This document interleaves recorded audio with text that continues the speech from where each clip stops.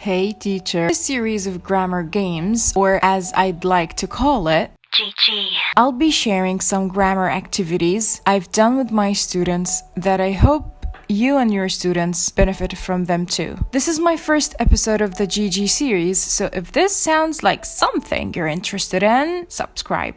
So without further ado, welcome to your first GG.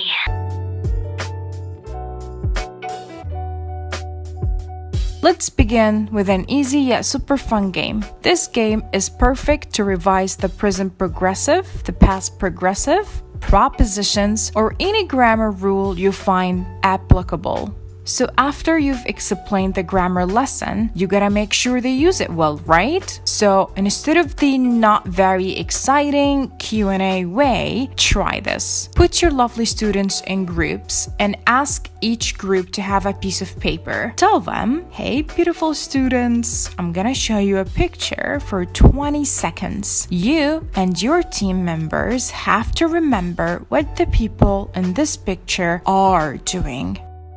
After the 20 seconds are over, you're allowed just then to start writing 6 sentences describing what you have seen using the present progressive on that piece of paper you have. Make sure in these 20 seconds, students are not cheating. Writing the sentences while the picture is on. The point here is to let students try to remember as many actions, or in this case, verbs, as they can while applying the present progressive form in their heads. Also, not allowing them to write while the picture is on, adds a little excitement to the game. Now, students will hop on their papers writing the sentences. And to make things more interesting to me, not to them, I ask them to write, for example, 3 sentences using singular subjects only and the other 3 using plural subjects, just to make sure they're using the helping verbs correctly. The team finishes first wins, but if they have some mistakes, then the win moves to the team with the least mistakes. So they read their sentences out loud, and together we try to correct the mistakes if there were any. You can use the same picture for the past progressive, therefore your question will be, what were these people doing yesterday, for example? You can also use the same picture to revise some propositions. It's either you provide them with a set of propositions to choose from, or let them choose what they remember from the lesson.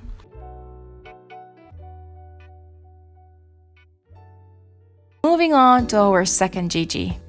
This grammar activity is perfect to let the students differentiate between the modal verbs or revise the verbs that should be followed by 2 plus infinitive or gerund, or any other grammar lesson you find applicable. As you know, the meaning of some modal verbs or certain grammar structures can be tricky, especially in the negative forms. So I tried this activity with my students and they fully understood the lesson. After I've explained the different modals and their functions, I wrote some very short sentences using modals on a piece of paper and cut them into strips.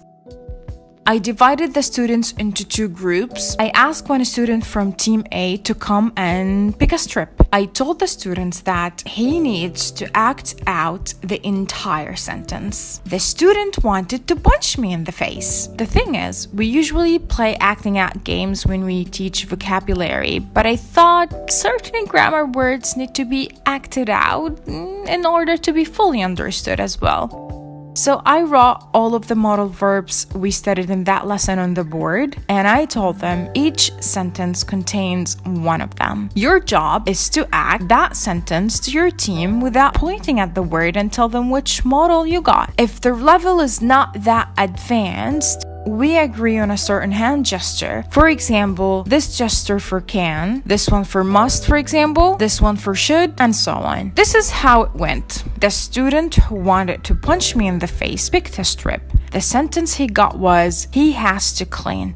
I told them you have 30 seconds to act and guess the sentence. So the students started acting. Pronoun he wasn't difficult to act. He pointed at one of his male classmates. Then he did this with his hands to act has to. But his team was like, have to. He tried to act that, no, the subject is he, so. And eventually, one student shouted, has to. And the word clean was pretty easy to be acted out, and bingo. As you have seen, we're not only revising grammar, but also practicing spoken grammar, structure, subject-verb agreement, and for sure, some vocabulary. If you want a copy of this document, feel free to download it. Link is in the description below.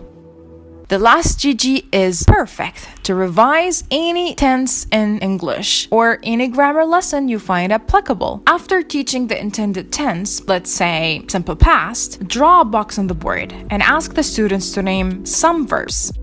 Choose at least 8 verbs.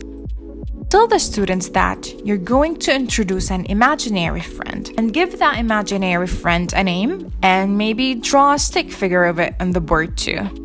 I'd love to tease my students a little bit. So I tell them that you can't meet my friend unless you guess her name. Her name starts with letter C. So students are like, Cindy, no. Sandra, no. Ciara, no. Kat, no. You give up?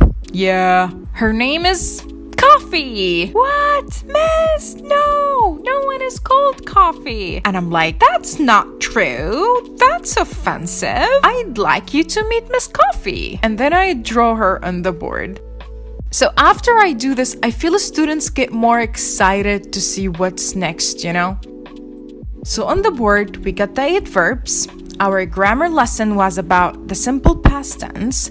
And we have Miss Coffee. I divide the students into groups and I ask them to create a short story about Miss Coffee using all of the verbs on the board. And it should be in the past tense or the tense you're currently teaching. I like the activities where students can get creative, like this one. But if you're doing this with beginners, then instead of a story, they might write simple sentences about Miss Coffee using the verbs on the board. I mean, as I mentioned in the beginning of my video, you can adjust the level of the game to the level of your students.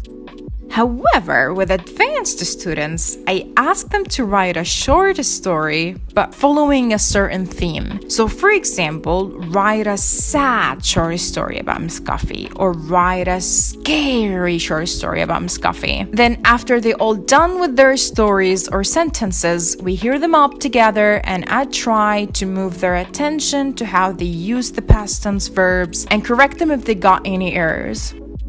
That's pretty it. If you like this episode, don't forget to subscribe, so you don't miss the next episode. Thank you for your precious time.